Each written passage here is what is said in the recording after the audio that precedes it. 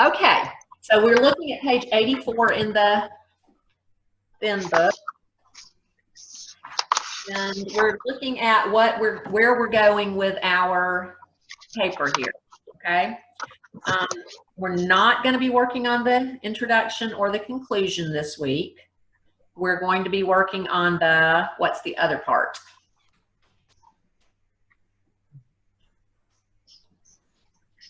The body paragraphs?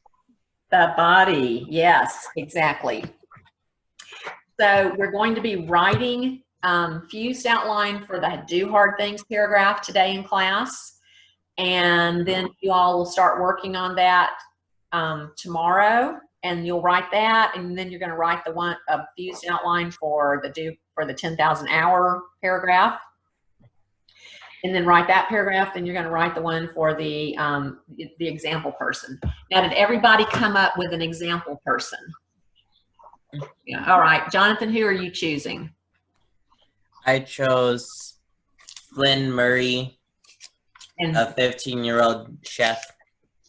oh, wow. Okay. And is there enough information that you've got on that person about when they got started and Yes, I believe so. how much they've been working on? Okay. And everybody needs to have at least 2 articles. You can have more than 2 if you want, but you need to have at least 2, okay, on your person. What about you, Sophia? I chose Misty Copeland. Oh, the ballerina, right? Mhm. Yeah. Very inspiring story. Great choice. Okay, Carly? I'm doing Usain Bolt, and he's like an Olympic track and field person, and he has like 2 world records. Okay, yeah, I'm not really that much into the sports world, but even I have heard of him. Yeah. Good choice.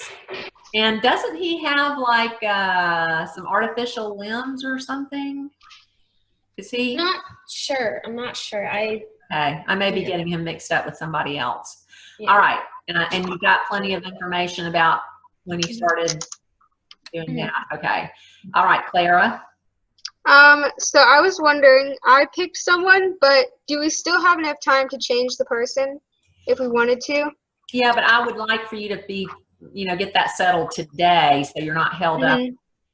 Okay, I did choose Samantha Smith, but I guess her story isn't really that do hard things kind of. Well, the person needs to they need to exhibit both qualities, doing things that just average people would consider difficult, and then actually putting in the time to get to whatever level of expertise they've achieved so far. Now, what did she do, and why do you not think it's a do hard things thing? She wrote a letter to Andropov and Ronald Reagan about the Cold War. Mm-hmm. Basically telling them to figure out how they could strike peace in between them and Russia. So, I mean, normal people wouldn't do it, but it isn't that extraordinary, I don't think. You could use her as maybe as an example I don't know that would qualify as a 10,000 hour kind of thing, but it might qualify as a do hard thing example in your do hard things paragraph. So you don't have to throw her out, okay? I'm not sure that has she continued to work on that kind of project, or was that just like a one-time thing for her? I'm pretty sure it was a one-time. Okay.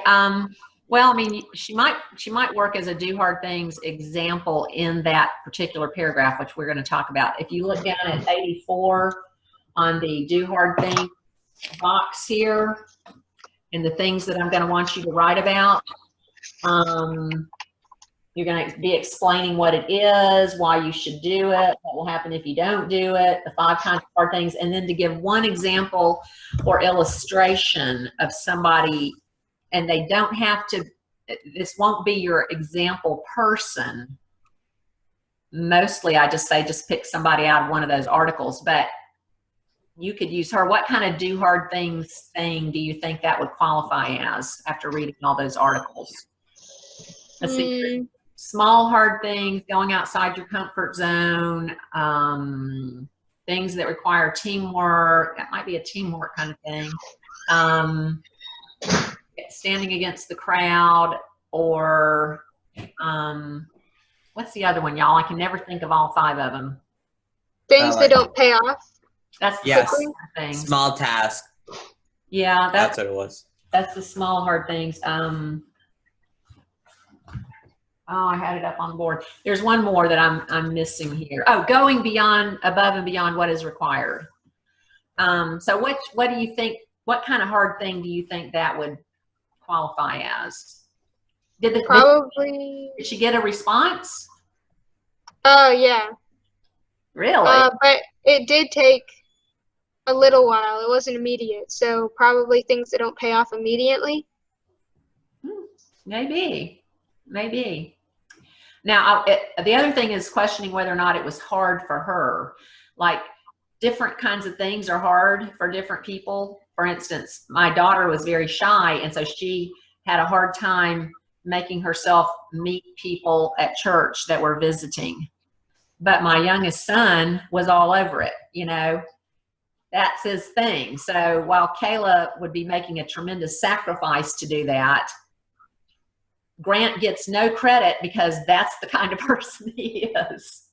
Not that it's not worth anything. You understand what I'm saying? But for him, that would not qualify as a do hard things kind of thing. And for Kayla, it would. You see what I mean? Mm-hmm. Because Grant's going to do that no matter what. He'll stand there and talk to you till the cows come home and be perfectly content. Kayla is just not that kind of person. So if she does it, you know she's pushing herself to do hard things, right? So what do you think? Do you think that qualifies? Was that a hard thing for her? Do you have enough information to know? Probably not. So.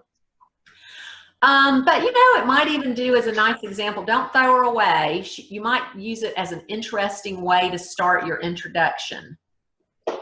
Because whether it was hard for her or not, that's still an outstanding thing that a young person did. And that might make a really gripping attention getter when we do the introduction. How about that? Mm-hmm. Okay. And super. That's wonderful. All right. Let's see. So do you have another person in mind, Clara, that you could switch over to? Not yet. Okay. But Do you have a hobby or a passion of any sort that maybe a person that has had that same one has illustrated that kind of behavior? violin. So. Well, the world is full of great examples of that. Do you have a favorite violinist? Not really, no. You should try to have one. Maybe Hillary Hahn. Oh, okay. Well, look and see if you can find it if you're interested in that. I know somebody in the Wednesday class is doing Itzhak Perlman, who of course is very, very famous, but he's much older at this point, but he's still a great example. So musicians usually that make it to the top usually start very young and they practice all the time, right? Okay. And what about you, Ben? I picked Mikey Williams. He's a 6-year-old basketball player. 60? 16. 16. Oh, good. Okay. For a second, I thought you said 6, and I thought, I don't think he's been at it long enough. Great. Okay. So is he in high school, or did he get out early? Yeah, he's in high college, school. He's in high school. And you've got enough information that you'll be able to. Okay. Great. I always enjoy reading all the example paragraphs. They're really fun for me. So, okay, guys, that's super. I wanted to make sure that everybody had that nailed down. And Clara, you can make that final choice sometime today. Okay. So the main thing I want you to realize about these qualities is that everybody's working on their 10,000 hours in something. right now. It's always in effect. All right? That kind of puts things in a different perspective when you stop and think about it that way, doesn't it? All right? So Grant, my gregarious child that didn't have any trouble meeting and talking to complete strangers, I thought he was going to get his 10,000 hours in first in sleeping and playing video games. So the question is, what are you putting in your time? And when you get to the end of that 10,000 hours, are you going to be happy with what you bought with those 10,000 hours? Because everybody is working on something, all right? So you should try to have a goal that when you're putting in that time in your 10,000 hours, when you get there, you're going to be happy with what it bought for you, okay? That's one thing I want you to think about.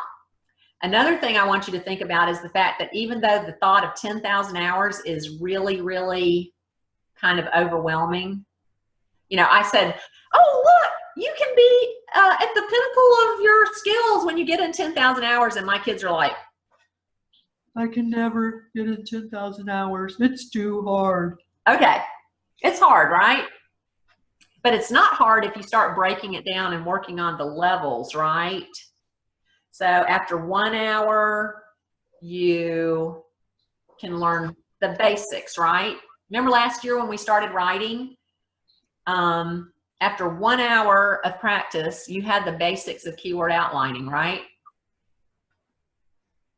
After 10 hours, you were very familiar with the basics, and you probably put in about 10 hours that first 2 weeks working on keyword outlining and speaking from keyword outlining and writing from keyword outlining. So by the end of 10 hours, that first week, you had a good grasp of the basics, right? And then I told you that if you did your work like I told you to do, that by the end of the school year, you'd probably have in at least 100 hours. Remember that? What are you considered after you put in 100 hours of careful practice? Now, this isn't just like me practicing piano when I was your age, setting the timer and getting up and going to the mailbox and coming back and flipping through my piano books and trying to run down the clock, okay? It's not that kind of practice.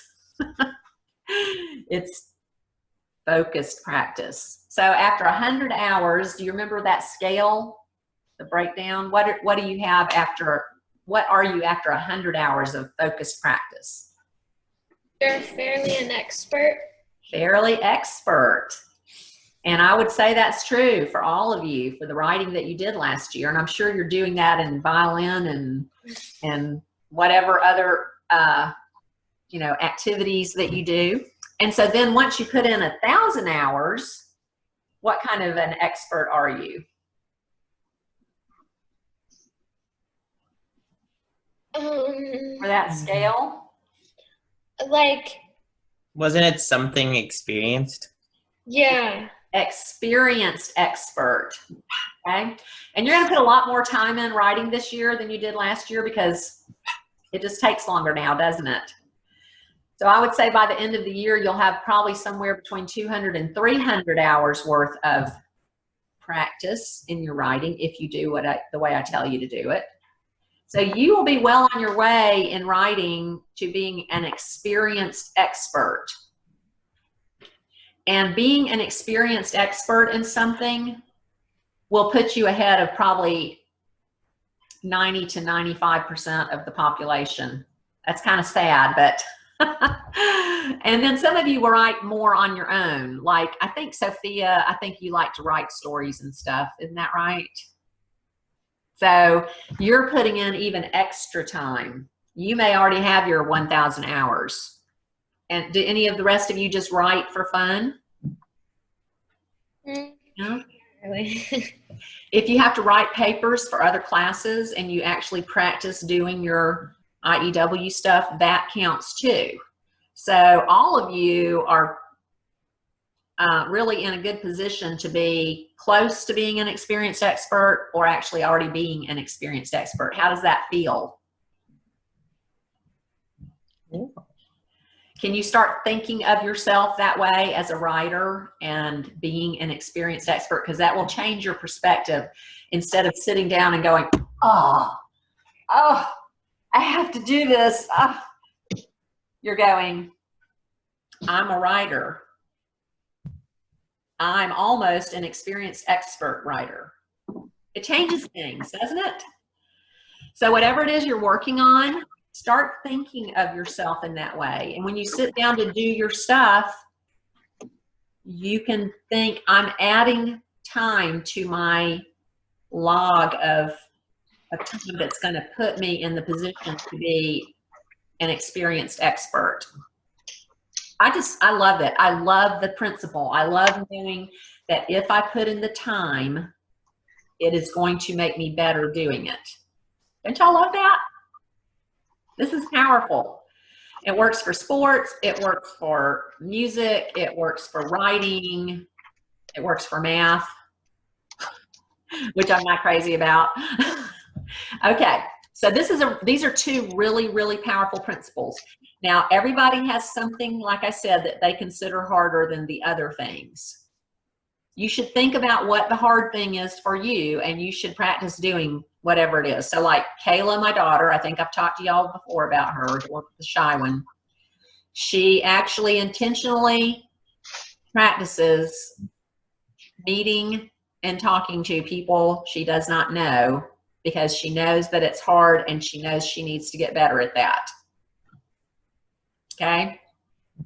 So whatever your hard thing is, that's what you need to be putting some time into doing. All right? I wish I'd known this when I was your age, because I would have had a better attitude about math. But I did finally come around when I had to teach my children math. Okay, so I found out I could learn math and I could do it very well, and I found out math was really cool, which I never would have believed before when I was your age. So I wish somebody would have told me this. Okay, now we're going to talk about two new style things, and then we're going to come back to the stuff that isn't so fun. Okay, all right. Look at the checklist that's in the thin book, and it is on page 6. Page 6.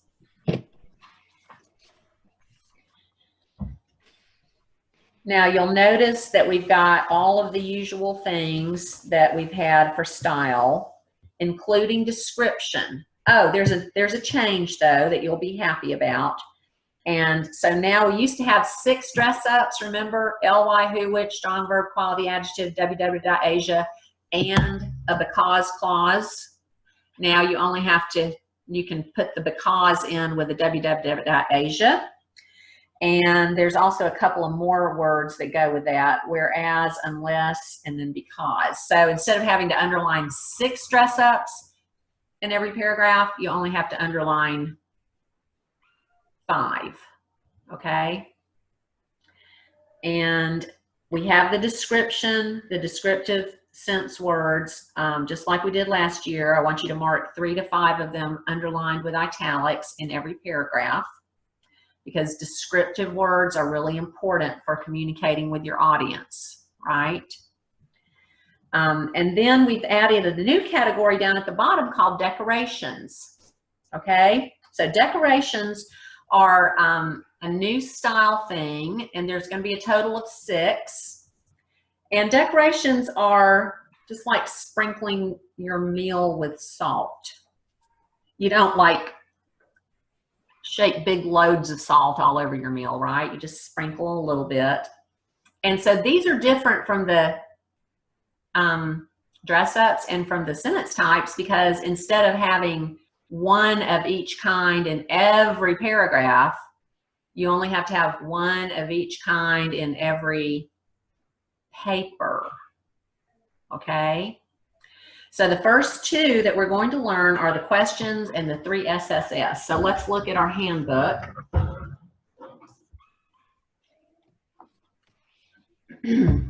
And look up, excuse me, the thick handbook. And let's look at page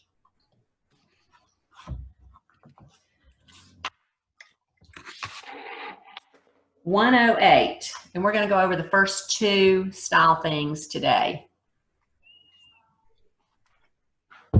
Okay.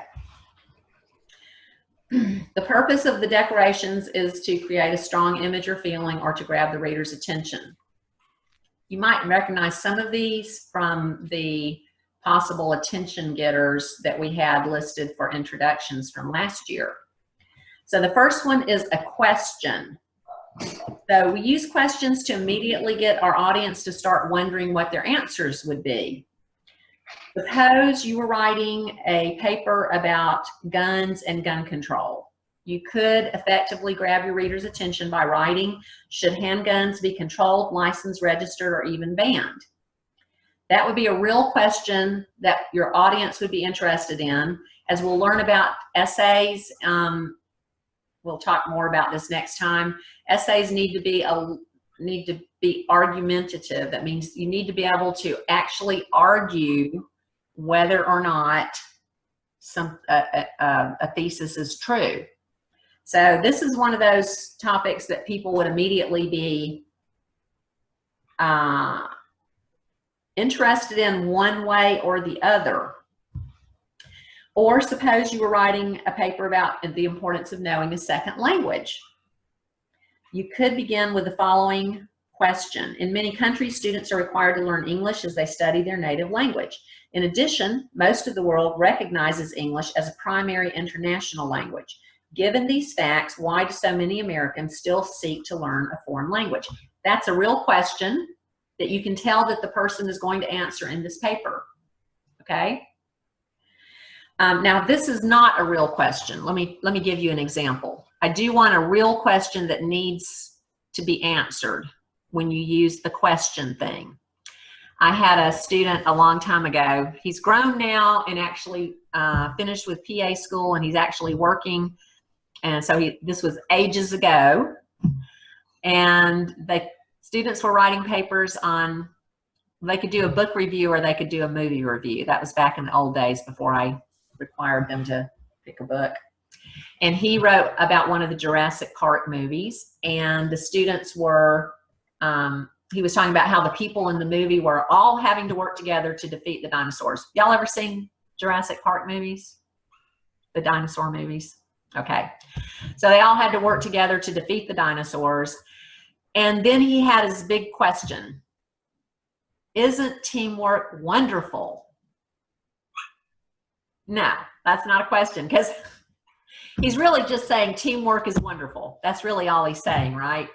He's asking it as a question, but really he's saying teamwork is wonderful. It doesn't require an answer. Of course, everybody would say, yeah, of course, teamwork is wonderful. So that's not the kind of question we're asking, okay? It needs to be a real question that needs a real answer. Does that make sense? Okay? All right, so this is another thing you don't do. You don't layer questions. I see sometimes students going haywire with questions, and sometimes they'll put 2 or 3 in a row. So one question is good, more questions are not good, because you're supposed to be telling your audience something, not just asking them stuff. You're the one that's supposed to be answering the questions, not just asking more and more questions. All right? So they get really annoying and they start popping out to your reader if you're asking tons of questions. And remember what I said about decorations. They're just like salt sprinkled in your paper. So don't ever use more than one. Okay. The second one we're going to do is the 3 SSS, which is the 3 short staccato sentences. Now, I've got several musicians here. So somebody tell us what staccato means. Like short notes, like boom, boom, boom. Yes, and it's very effective as an attention getter, isn't it? Do you also play violin, Ben? Yeah, I do. Okay. So do you all play in the same group? Oh, Sophia and Claire. Oh, how fun. Okay. All right, so staccato means short and emphasized. So with the 3 SSS, these are really fun. Who's done these before? Have any of y'all done these before? You have? Okay. All right, so these are great. one of my favorite things. So we do these 3 short sentences in a row. And how many words does a very short sentence, is a very short sentence allowed to have? 6. Well, that it is the number 6. And I keep thinking I should change the number of sentences to fit with that. But actually it's 2 to 5. 5 words that a sentence can have to qualify as a very short sentence, right? So I'm not going to count off if you don't do this particular pattern thing I'm about to tell you about, all right? You could have a sentence with 5, a sentence with 2, and a sentence with 3, and I'll be perfectly fine with that and proud of you. But if you really want to get emphasis on your sentence, there's something about certain patterns that are more effective than others, okay? One would be to have 3 very short sentences in a row that have the same number of words, such as, he came, he saw, he conquered. Of course, one of the most recognizable 3 SSSs in the world. Now, here's one with 333. Savage bees attacked. Violently they killed. Nobody was spared. And that's even more effective because actually each of those 3 sentences have 5 syllables. Can you hear that sort of musical sound in it? Savage bees attacked. Violently they killed. Nobody was spared. It's very effective. For some reason, I don't know why. The human brain just likes it. All right. Another thing that you can do, which is a great pattern thing, is to have a sentence with 5 words, then 4 words, then 3 words. Or 4, 3, 2. You really can't have 3, 2, 1, so you should cross that out because I don't want y'all using, I don't want you using fragments. Okay? So cross out 3, 2, 1. So here's a 4, 3, 2 pattern. Killer bees invaded America. But viciously they attacked. Humans suffered. So these are really fun. And if you already have practiced doing a 3 SSS and you want a little bit more of a challenge, you can try going for one of these patterns, right? Your audience is probably not going to notice what you do, but they will read what you write and they will enjoy it, okay? Now, again, we don't want to do a ton of these in a paper because it starts to stick out like a sore thumb, all right? So one of these in a paper is enough. And I've had a hard time communicating what I actually mean on the assignment sheet. So if you look back on the assignment sheet and on the composition checklist in the thin book, I'm going to try to explain this better than I've written it because apparently this just doesn't do the trick. So if you look down at the very bottom where it says decorations, it says use each in 2 different paragraphs. It's a little confusing. So what I mean by that is you can use a question in one paragraph and you can use a 3 SSS in a different paragraph. It doesn't mean you have to use each of them twice. Does that make sense? You can, but I only want you to mark one of each. Now, don't use more than one question.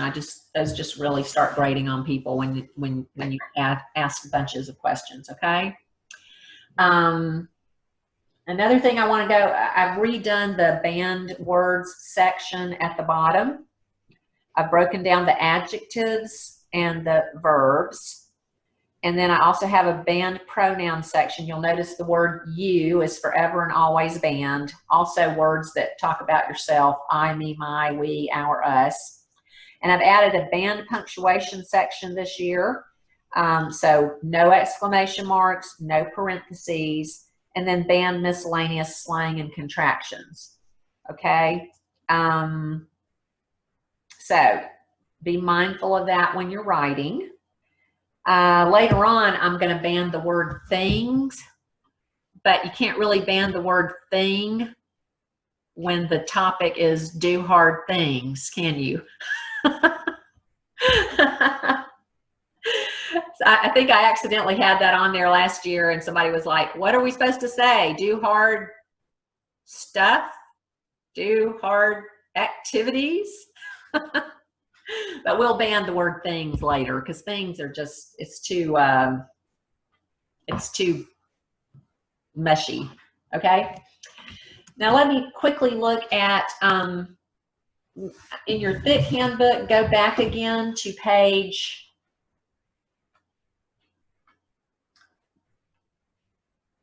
the dress ups. Go back again to page 103, and I'll just quickly emphasize again, we don't have to have a separate because clause marked as a dress up this year.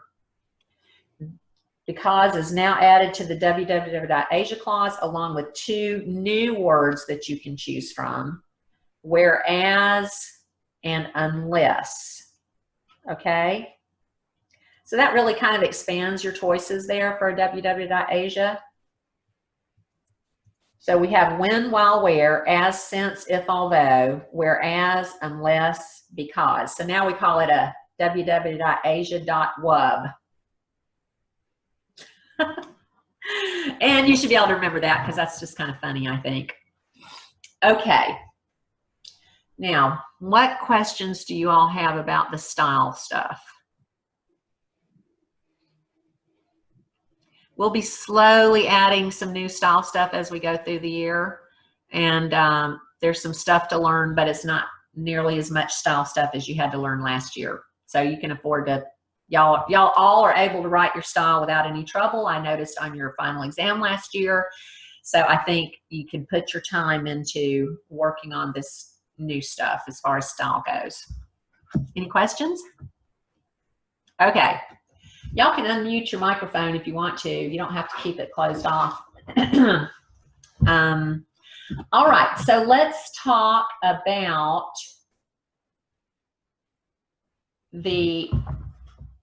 well, I guess the next thing we need to talk about is a not fun thing. And this is more MLA stuff. Now, last year you learned to do 2 different MLA things. You learned to format your papers for MLA, and you learned to make a works cited page for MLA. This year we're going to add in-text citations for MLA. Has anybody here had to do in-text citations for papers before? Okay, all right. Bruckers, have y'all had to do in-text citations? Okay, y'all are so quiet. Oh, thank you, Carly. You opened up your microphone. Yeah, there's someone like cleaning our house, so she was vacuuming right next to me. So I just. Oh, okay, okay. Yeah, I really like. Okay, let's look at page 45, and let's just start talking about this. These aren't going to be as hard this time as they were. I'm going to just be introducing these a little bit by little bit, and I'm going to be helping you all a lot with this. So I think it's going to be easier the way we're doing it than just making you do it all on your own. So an in-text citation is a little piece of information in the actual body of the paper in parentheses. Now I said no parentheses.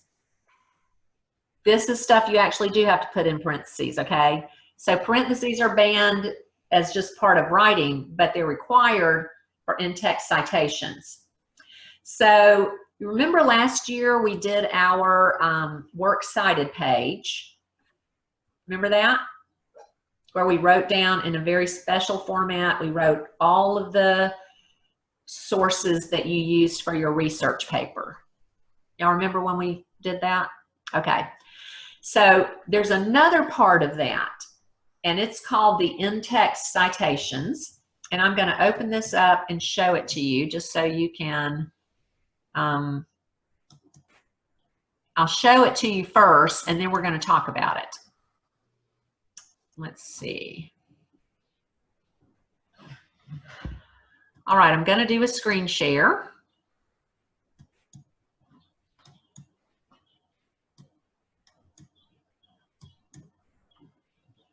Do y'all see a paper with colors on it? Yeah. Okay. All right, all of these colors are in-text citations. When I say in text, it's just like you see. Is everybody on page 45 with me in the handbook? The thick handbook.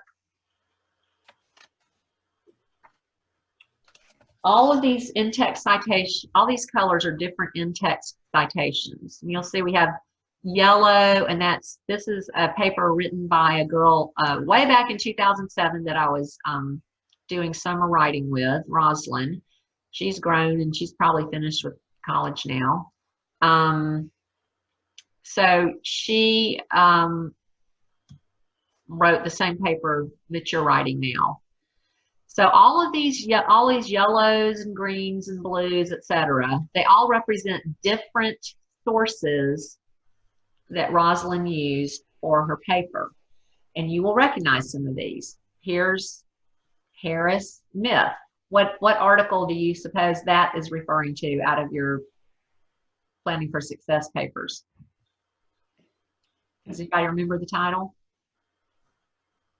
The myth of something. I can't remember. Okay, Myth of Adolescence. And then there's Harris, Hard Things. Then there's Gladwell. He's the guy that wrote that big long article about 10,000 hours. And then Kopp wrote that one about the 5 types of hard things. And we got more from Harris, Hard Things. We've got Gladwell again. Saya is the guy that did that that scale of 1 to 10,000 hours. And then Rosalind has some different articles in her example person paragraph that you would not have seen before. Here's one called Harris, and the top by Harris called Eva Vertes, and here's another one about Eva Vertes. So what I want you to see here is that all of these colors are also listed on this Works Cited page. All right? So anything that shows up on your Works Cited page as a source that you used will also have some corresponding in-text means in the paragraph, in-text citations. So here's her Eva Vertes, and here it is as an in-text citation. Here's her Eva Vertes other one, and here it is in her in-text citation. There's the Malcolm Gladwell one. And let me make it smaller. Maybe we can see them all at the same time. Okay. So, no, we can't.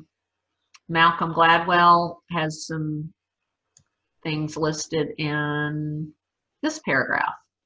And Alex and Beth Harris, Myth of Adolescence, we got several of them. So the main thing to know about this, we're going to come back and look at this in a minute, is that any of your sources that appear on the Works Cited page also have to appear somewhere in your paper in an in-text citation. It also works the other way. Anything that is in an in-text citation in your paper also has to appear on what do you suppose? What's this? The Works Cited. The Works Cited page, okay? They always go together. There's no things listed on the Works Cited page that aren't also going to show up in the text of your paper, okay? All right, now that we've sort of settled what that is, let me tell you why we do it. When you write and you use other people's sources, you have to say where they came from, and if you don't, it's considered, what do you think? Plagiarism? Not plagiarism. Yes, plagiarism. Exactly. Okay? And so this is a way that's supposed to help teachers and professors see that you didn't plagiarize. I'm not really sure it helps all that much, but I do know this. If somebody's reading your paper and they see a very interesting piece of information, they might want to know, oh, wow, is that true? Where did they find that?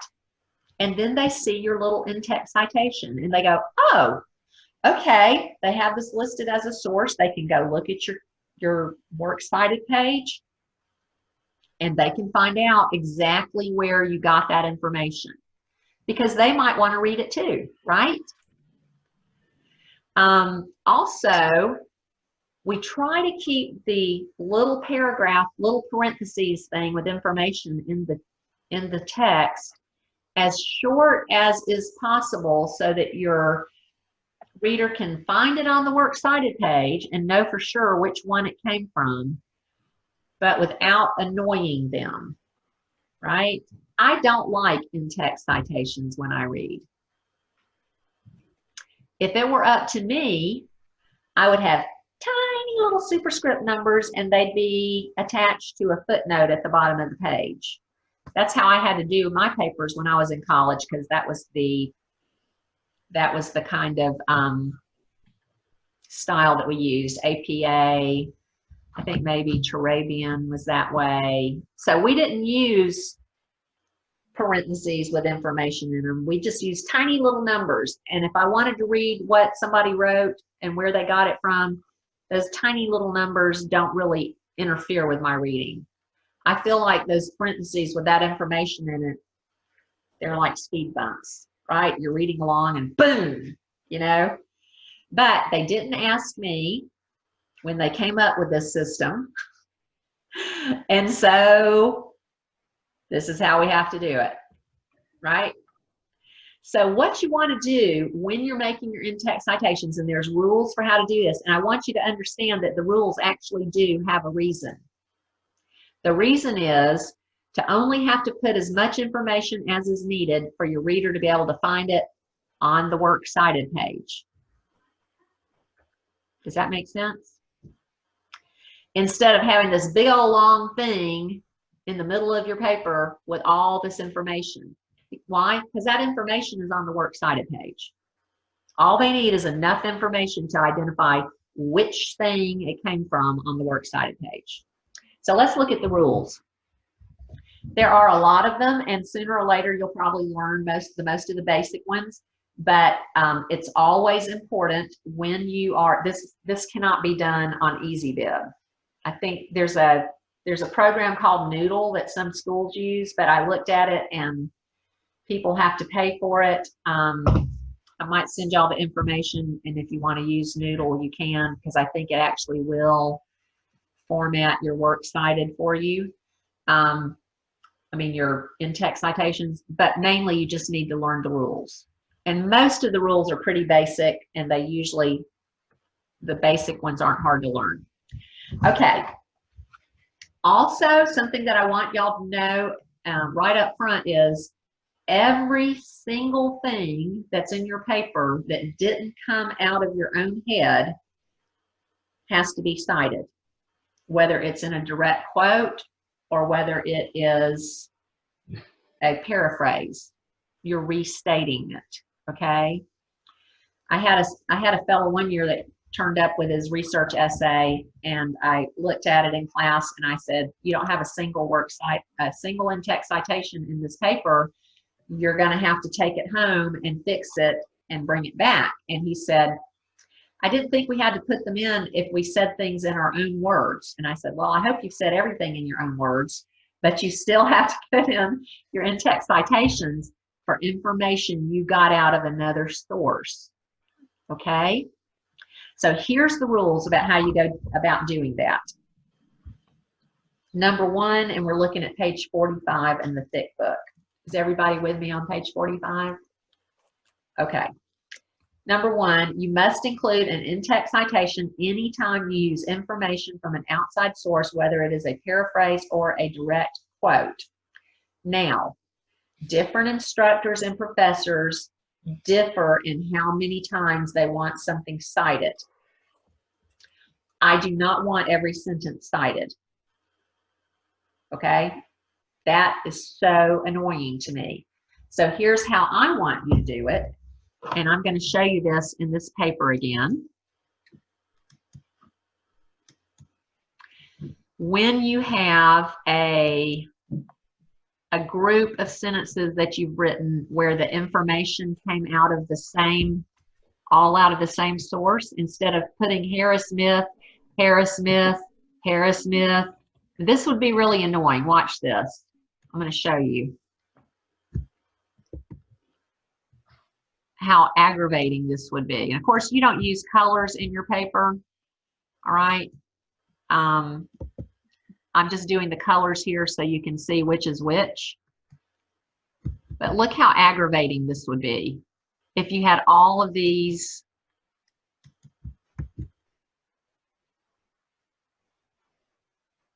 Let's see. I can't remember where the last one is. Okay. That would drive me bananas having to read that. So I'm going to take these off because I don't like them there. So what I want, when you have several sentences in a row that come out of one source, I want you to put an in-text citation at the end of the first sentence that came out of that source and repeat the in-text citation after the last sentence that came out of that source. And I will say, okay, all of this came out of Harris Smith. Does that make sense? Then they got a different source. That was just one sentence. They got a different source. That was just one sentence. Different source, just one sentence. Different source, just one sentence. And then they have a group of sentences from Harris Hard Things. Okay? So I know all of this came out of Harris Hard Things. That's what I know when I read the way my students do it. Now, let me explain this. Different professors want different things. There are professors, I think, out there who want every single sentence in your paper cited. So what do you think you need to do when you first start in a new class? Ask. Yes. How do you want the in-text citations done? How many do you want? Do you want every sentence cited? Or do you just want groups of sentences cited? That's exactly right, Jonathan. You have to find out. And a professor will appreciate you asking that. They will always appreciate you wanting to go by their directions. That's a winner for you. Okay, number 2 on page 45. The in-text citation begins with the author's last name. You saw several there: Harris, Kopp, Gladwell. I can't remember what the others were. If a page number is available, look at number. Oh, wait a minute. Okay, I skipped number 2. Go back to number 2 there. An in-text citation appears in parentheses at the end of the sentence. Now, this looks weird to me. I do not like the way it looks. I've sort of gotten used to it over the years, but when I first saw it, I just thought it was plain bizarre, and I don't like it. But that's just the way it's done, and so you just have to do it. You write your sentence. The study showed more than a 10% increase. You do not put punctuation at the end of the sentence. Then you put your parentheses with the stuff that's in it, whatever it is, and then you put a period after parentheses. Does that look weird to anybody? Yeah. I just think it's weird and ugly. I don't like it, but doesn't matter how I feel about it. Okay, so the citation begins with the author's last name. Number 4, if a page number is available, list it after the author's name. Do not use a comma between the name and the page number, which also looks weird to me. You also don't put a P there for page number or a PP for a group of page numbers. You just put the last name, no punctuation, the page number. And what is the reasoning for keeping as much stuff out of there as possible? What is that? Remember what I said?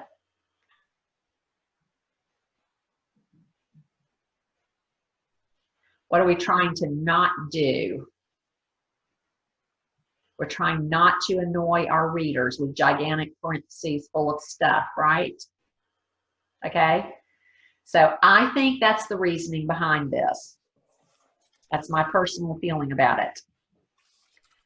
All right, number 5. If there are 2 or 3 authors, you list all the authors. Smith and Luke, 22, or Smith, comma, Luke, comma, and Pero, 22. Okay, that's the only place you would use the comma between after the name, is if you had a group of authors. But number 6, if there are more than 3 authors, you only use the first author's last name and et al., which means and others. So Smith et al. 22. There might be 20 authors. You only list one of them, but you put et al. That means there are more than 3 authors. Okay. Number 8, if your source does not list the author's name, use the name of the organization that produced the source. So, for instance, what if the USDA, the United States, what is that? I can't remember what it stands for. I don't remember either. Yeah. If they have something to do with food and drugs or something. Okay, so if you don't have an author, and you know sometimes there aren't any authors, right? You just put the page, the name of the organization that produced it. Number 9, if the organization isn't credited as the author, then you use the title of the source. And titles are always put in quotation marks, even when they're titles of books. We don't use italics for titles of books. In MLA, in text citations, we use quotation marks. Okay, turn the page. 10, if the title is lengthy, you can use the first few words for brevity. So here we see the original title from the page before was obesity rates in children. Here they just reduced it to obesity rates. You saw that on the little example that I was showing here. Instead of myth of adolescence, what did I change it to on that? What did she change it to on that paper? Myth. Just myth, right. And remember, what's the point again of keeping things short? It's easier for your reader. It is. Keeps them from being so annoyed, right? All we want is the information they're going to need to find it on the works cited page, right? 11, if the source does not include a page number, leave it off. Do not assign your own numbers, okay? Now, all of the articles I gave you, they're all on the internet. Do they have page numbers? They do not. No page numbers. Okay? So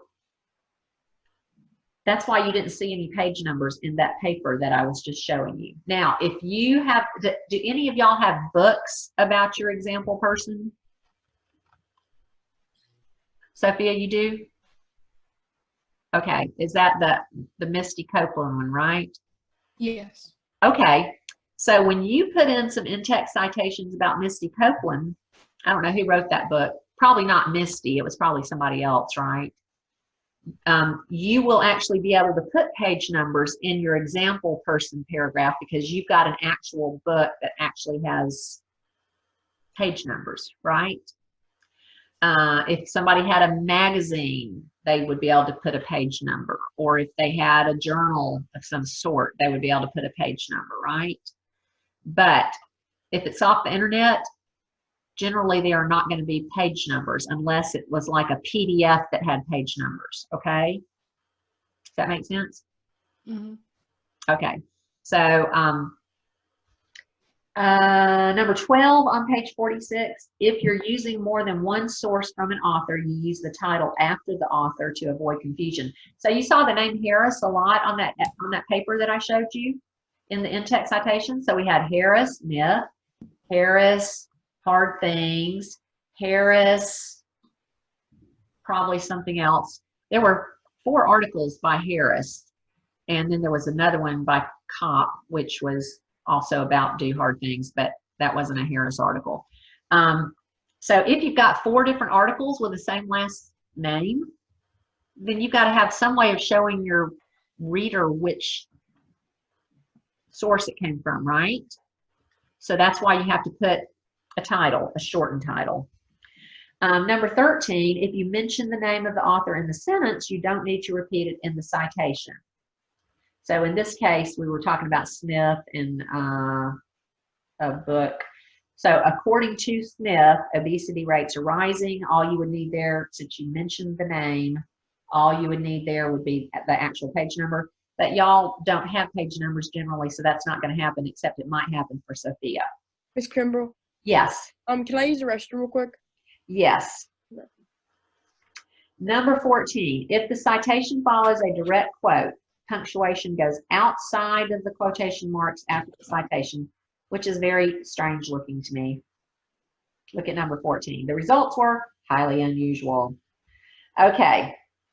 And with the punctuation still at the end of the parentheses. Okay.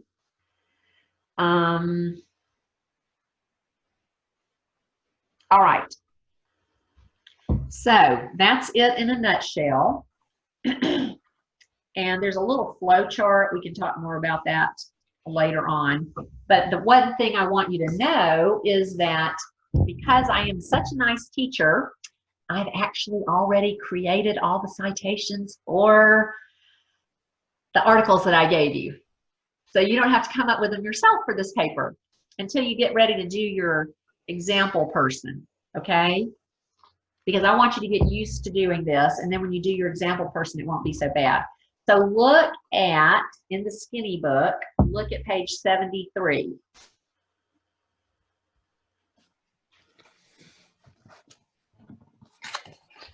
I'm sorry, what page? 73 in the skinny book.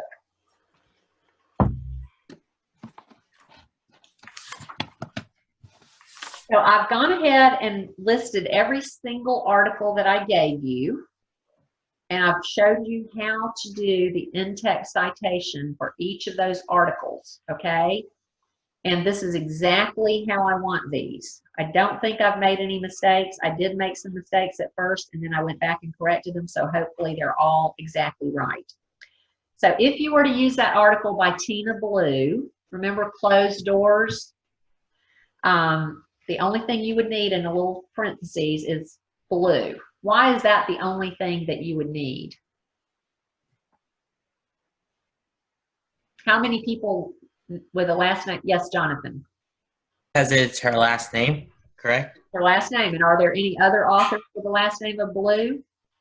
No. Not from the source material. Right. Are there any page numbers? No. No. And sometimes people want to cite the page numbers in my book. I don't want my book cited. We're actually citing these like we found them ourselves on the internet, okay? So all I want to see is blue, okay? If you use training them for significance, it's Brewster, because that's his last name. Malcolm Gladwell, crazy title. That was not his title. I think this came out of an excerpt in a newspaper, and they gave it the title A Gift or Hard Graft, which I just think is a ridiculous title. They should have just called it 10,000 Hours to Excellence or something like that.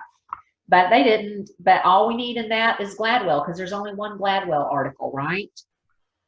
Then if you do the one with the 30 years later, blah, blah, blah, there's only one Grimm as an author. Okay, turn over to page 74. Now look at all these with Harris. We've got Harris, Myth of Adolescence. We've got Harris, A Lesson from the Vikings. We've got Harris, Why Do Hard Things. We've got Harris, My First Shower Nearly Killed Me. So all of those have to have a title of some sort so your reader can find where you got that. So I just picked out a shortened title: Harris Myth, Harris Vikings, Harris Hard Things, Harris First Shower. And that's enough information that your reader is going to be able to find it on the works cited page, okay? The 5 Types of Hard Things was actually written by somebody named David Kopp, working with the Harris brothers. So when you write about the 5 hard things, you're going to write Kopp, not Harris. There were 2 Pete Maravich articles. One was actually written by Pete Maravich. So what do we have there for Pete Maravich life story? What is the in-text citation? His last name. Yeah, just Maravich. He actually wrote that himself. And then we have an encyclopedia article titled Pete Maravich. If you go and look it up on the internet using the information that I give you on the next page, you will find out that there is no author listed. So that is just the title of the article, Pete Maravich. The David Saya article about the 5 breakdowns of the hours of 10,000 hours. His last name is Saya. There's only one Saya. So we just format it as what?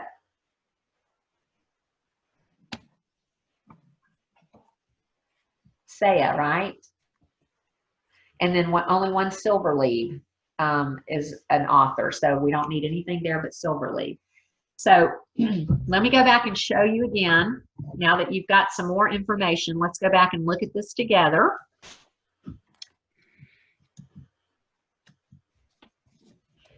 So you can see on Rosalind's paper where she's got her,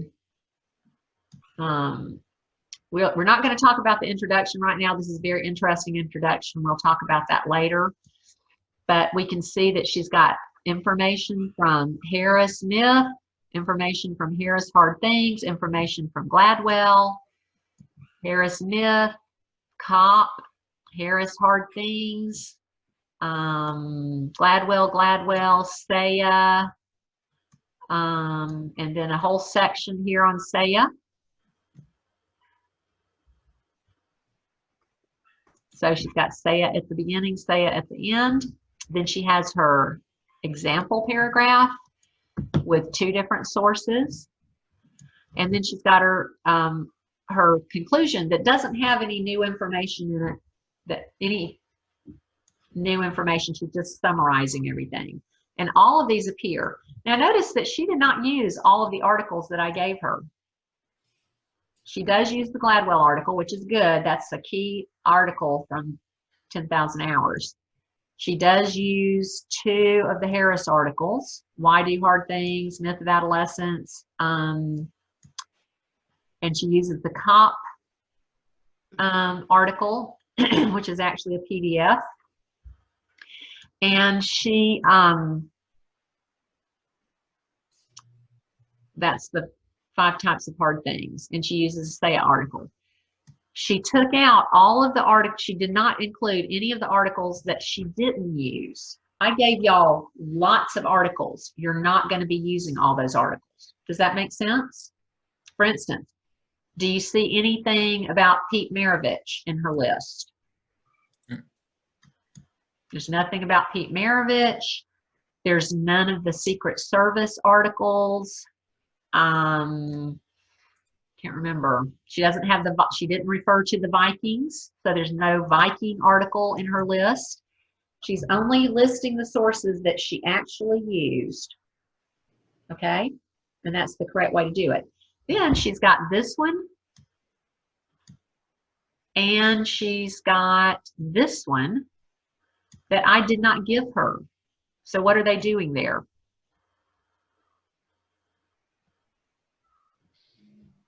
You also are going to have articles that I didn't give you, sources that I didn't give you, because you're going to be writing about your what? Person. Yeah, your example person. So you're going to have some of my articles, especially the most important ones, and then you're going to have some articles that I did not give you in your paper. Okay? So when you're writing, when you're doing your keyword, when you're writing your rough drafts and then going back and doing your final drafts, I want you to go ahead and use this information on page 73 and 74 to put in your in-text citations, and we will work through them, and I will be looking over them and giving you advice and help if there's anything wrong. This is aggravating, and I wish we didn't have to do it, but it's just the way things are, okay? And I just tell you, like I said last year when we were learning to do MLA formatting and when we were learning to do the works cited page, you go ahead and master it now, and then when you get to college, that's just one less thing that you're going to have to worry about trying to understand, right? Although I will tell you that MLA changes every few years, so you're always going to have to look up the information and make sure that they haven't changed it in some way that you haven't found out about yet. But you'll already be comfortable with it. No matter what kind of little changes they make, you'll already know how to do it. Okay? It's just an unfortunate aspect of life, the life of a student. And so we're gonna start our 10,000 hours on MLA formatting here. Okay? All right. Now that's the not really fun part. And that's over with. So now let's talk about our fused outlines, okay? We're going to go back and create our fused outlines now. If you look on page 78, well, first of all, let's look again at the essay planner on page 84, okay? Because this is going to guide us in making our fused outlines. Page 84 of the skinny book. Okay. Body paragraph for topic number 1 is the do hard things principle. And so in this paragraph, I want you to include what is it and explain. Why teens should do it. What's the point of it? What will happen to them if they don't do it? What will happen to me if you don't do it? This is where I like to say, I am getting old, okay? I want y'all to be very accomplished because when I get old, there need to be some competent people running the show. Okay? So, then I want you to discuss the 5 kinds of hard things, and then I want you to have an illustration. Now, this will not, or example, this will not be the person that you're using for your example person. And pick one of those people in the Do Hard Things articles, or if you know of somebody else like Clara mentioned, well, we decided maybe she wouldn't do so well for that. We decided maybe you should use that for your intro, right? But there are plenty of interesting people that you can do from Do Hard Things, and you won't have to worry about finding another source if you use one of them out of the articles that I gave you. Actually, one year somebody actually used Pete Maravich for the Do Hard Things example and for the 10,000 hours example in those body paragraphs, because even though I don't have Pete Maravich in the Do Hard Things articles, he made challenges for himself, right? So even though I used him as an illustration for 10,000 hours, he's also an illustration for Do Hard Things, because he intentionally challenged himself, and that's the whole concept of Do Hard Things. So I probably would pick the Vikings just because even though they were terrible people, they were really, they weren't lazy.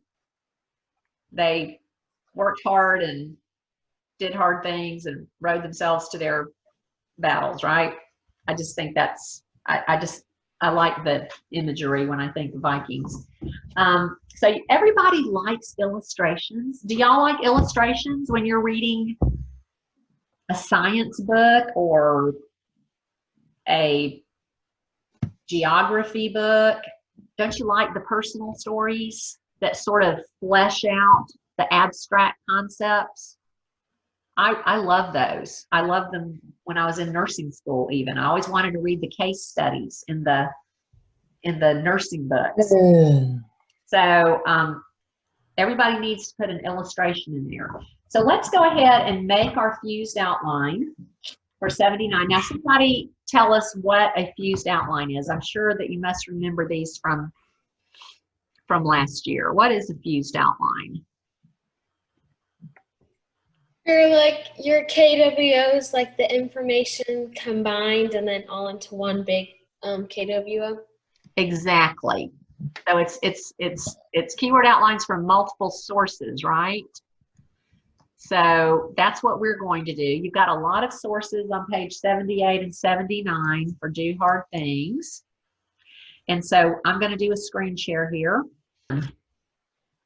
All right. So fused outline for, I'm just going to put DHT on mine. You know where we are. Is everybody with me on page 79? Yes. Okay, now remember what I said I want y'all to definitely talk about. You're not limited to talking about these things, about do hard things, but you've got to at least talk about these things. And if you want to have more than 11 points, that's perfectly fine on your fused outline. But I want y'all to talk about what is it, explain, why teens should do it, what will happen to them if they don't do it, the 5 kinds of hard things, and 1 example or illustration. All right, so the first thing I'm going to put on number 1 is define do hard things. Now, this is what I see a lot of times with students. Not so much anymore because I've got better at heading people off at the pass with this. But I would see paragraphs that kind of went like this. Do hard things is a very important principle. It's very important that teens follow this principle.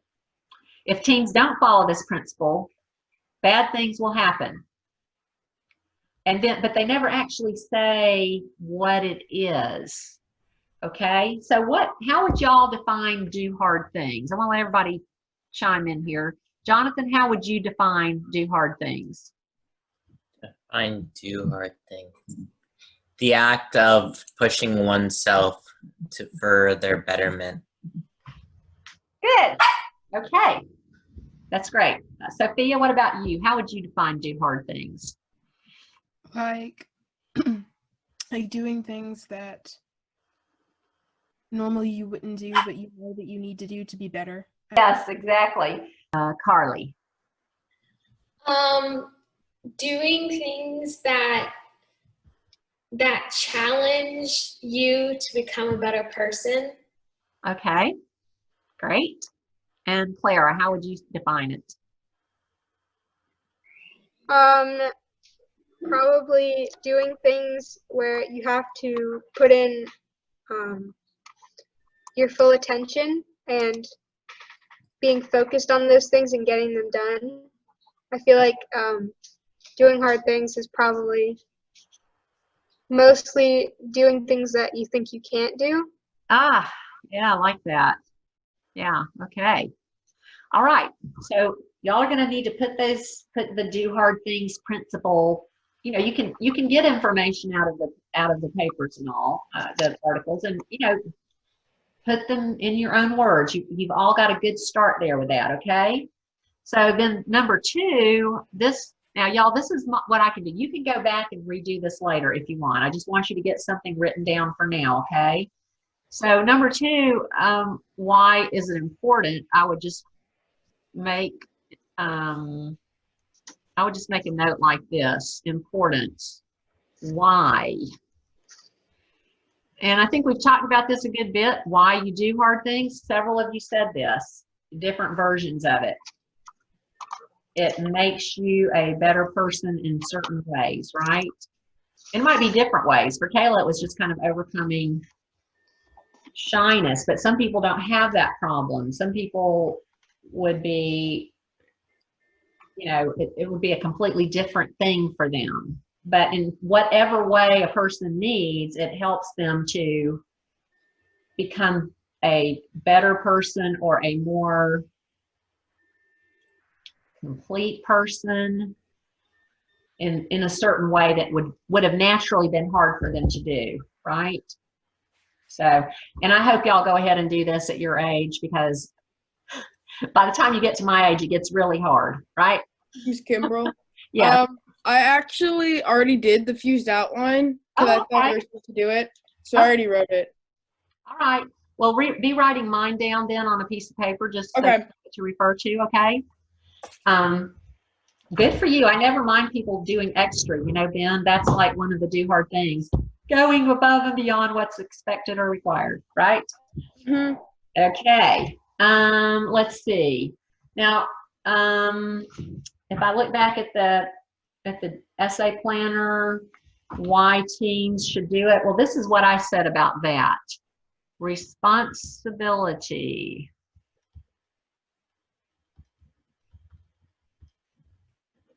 Must be developed. Remember that part where it said you're not just going to wake up one day when you're finished with college and go, Now I'm going to be responsible.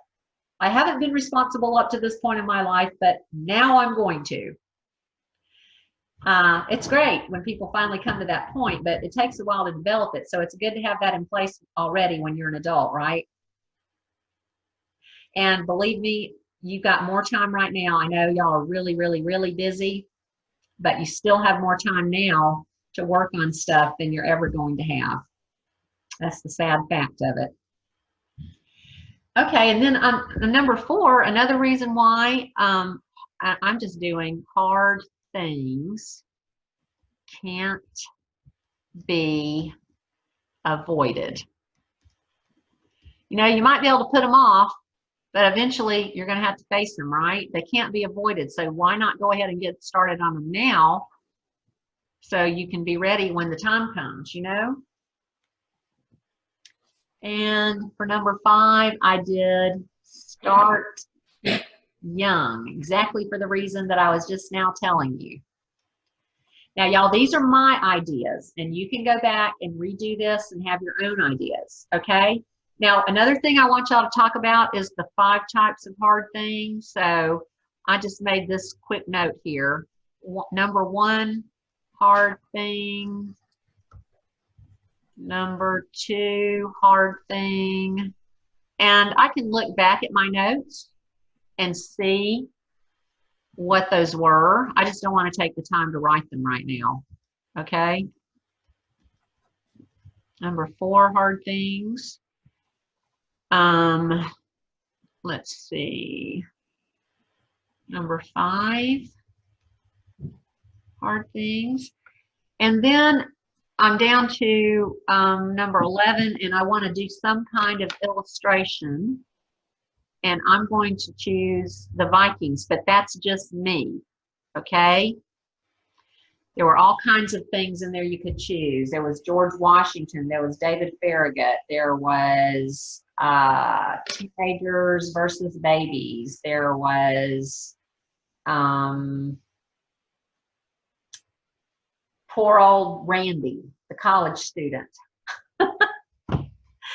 All right, let me tell you one thing. I have had people use Randy as an example, but then they didn't tell who Randy was, so they had this like random kind of sentence. Randy played around in high school, and then he played around in college and lost his college degree, lost his college scholarship, and it was really hard for him to make up lost time later. That's not enough information about Randy to really be interesting, okay? And then one of the kids said Wednesday, they said, oh, yeah, that would be Random Randy. So make sure you can do 2 or 3 sentences about your little illustration so that your audience really understands what that has to do with the things that you just were talking about, okay? I would do Vikings, and I would probably say something like, even though the Vikings were horrible people, they certainly were not lazy. The Vikings terrorized Europe, and they were extremely effective because they rode themselves to their battles. Therefore, they had enough muscle to impose their will upon their unfortunate victims. Something like that, all right? I want to give enough information that my audience understands what on earth the Vikings have to do with do hard things, okay? Does that make sense? All right. Now, you're not stuck with just doing my things that I just wrote on this fused outline. This is just an idea, okay? But I do want you to make sure that you cover all the things that are listed for do hard things on the essay planner. What is it? Why is it important? 5 types of hard things, an illustration of some kind or another, okay? I'm going to, has everybody got this down? You have, okay. All right. Okay, so I'm going to do my stop share. And it's really time for class to be over. Are there some questions that you have right now that you would like to ask? Because we've covered some ground here. You may find the in-text citations to be difficult. Please send me questions about it, and I will be happy to answer. If you need to know things, other people probably need to know things too. All right, and we'll be working on this together. This is the learning process, okay? What other questions do you have for this assignment? So for the citations, you said you don't highlight anything? No, I just do that in that one paper, just so y'all can see the relationship between the different sources that they used and how they appear in the text and how they appear on the works cited page. But if that helps you while you're working on your rough draft, there's nothing wrong with doing that on your rough draft. You would just never want to turn in a final draft that way. I find colors very helpful. I'm just a visual person. And so all those little aids help me a lot. Is anybody else like that? You really like symbols and colors and all of that? For me, that's really helpful. So if you want to do that on your rough draft, you certainly can. And then when you get ready to upload your final draft, you want to make sure you take all those highlights off, okay? But it might be a way to help you see whether you've matched the in-text citations and the works cited page, and there's just nothing wrong. Anything that helps you, those are great learning tools. Good question, Carly. Any other questions about what you're supposed to be doing this 2 weeks? Make sure you put your tab on your new assignment, which is page 5 this time. We're doing assignment number 2, okay? And you're not going to be writing your introduction or conclusion. You're just writing the body this time, all right? I had somebody flip out one year, and I don't know. I guess they were doing page 5, and then somehow they started doing page 6, and all of a sudden they thought, "Oh my goodness, I'm supposed to write an introduction and conclusion." And so they were like trying to write one really fast the last day of before writing class. Don't do that to yourself, okay? They about had a heart attack. I don't want anybody having a heart attack. All right? Okay. You said we don't have to use all the people that they mentioned, okay. No. In fact, somebody asked the other day, could we use 2 examples? And no, because that's not really the point of it. The point of it is to explain what it is and then give a really good example in 2 or 3 sentences that illustrates that principle. And then when you get to the 10,000 hours, pick somebody else from one of the 10,000 hours articles. Like I would probably pick the Beatles, because the Beatles have some very amazing music, and you can understand why when you read the 10,000 hours thing, right? But that would just be me. Or I might pick Bill Gates, because that was a really crazy story, wasn't it? Climbing out of his bedroom window, not to go get involved in mischief, but so he could go program computers. I mean, that's just nuts. I would enjoy writing about that. But it's only 2 or 3 sentences to really flesh out what you just told your audience about Do Hard Things and what you just told your audience about 10,000 hours. And think about it when you're writing this. Think about writing for somebody your age that maybe doesn't know these principles, and that will help you write in a way that that will explain it. Maybe you're writing for a younger sibling, or maybe you're writing for a friend, with good language and style, of course, right? But you want to write it in a way, don't assume that you're writing for me and I already know all about it, so you don't have to really explain. Assume you're explaining it for somebody who has never heard of these things before. And a lot of people haven't. Okay? All right. Okay, well, I expect there are going to be questions. And so when you have questions, y'all please get in touch with me, okay? All right. Any more questions before we go? Those are some good questions, Carly. Thank you very much. All right. Thanks. Thank you. Bye. Have fun. Bye-bye. Thanks for Bye. having me in this one. Oh, Thank thanks you. for coming. Bye-bye.